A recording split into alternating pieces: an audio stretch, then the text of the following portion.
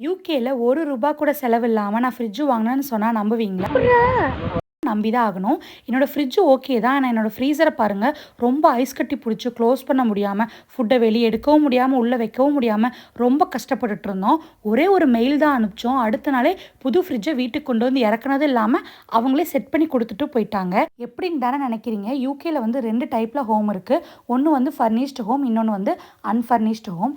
எங்களுது வந்து ஃபர்னிஷ்ட் ஹோம்ங்கிறனால வீட்ல இருக்க sofa, showcase, TV, washing machine எல்லாமே ஹவுஸ் ஓனரோடது. இவர்தான் மாப்பிளையா? இல்லண்ணே, மாப்பிள்ளை இவர்தான். ஆனா இவர் போட்டுக்கிற ட்ரெஸ் எந்த அதான் நல்லா இருக்காரு. இந்த வீட்ல நாங்க தான் குடியிருக்கோம். ஆனா பொருள் எல்லாம் ஹவுஸ் ஓனரோடதுங்கிறனால ஏதாவது டேமேஜ் ஆனா நம்ம மெயில் பண்ணணும். அவங்களே வந்து செக் பண்ணி சேஞ்ச் பண்ணிக்குவாங்க. நம்ம பே எதுவும் பண்ண வேண்டாம். ஆனா நம்ம வீடு காலி பண்ணும்போது ஏதாவது பொருள் டேமேஜ் ஆயிருந்தாலோ, இல்ல செவுத்துல ஏதாவது வந்து அழுக்கு பட்டிருந்தாலோ, நம்மளோட டெபாசிட் அமௌண்ட்ல இருந்து கழிச்சுக்குவாங்க. எனக்கெல்லாம் சுத்தமா நம்பிக்கையே இல்ல. என் டெபாசிட் அமௌண்ட்லாம் எனக்கு முழுசா கிடைக்குமான்னு.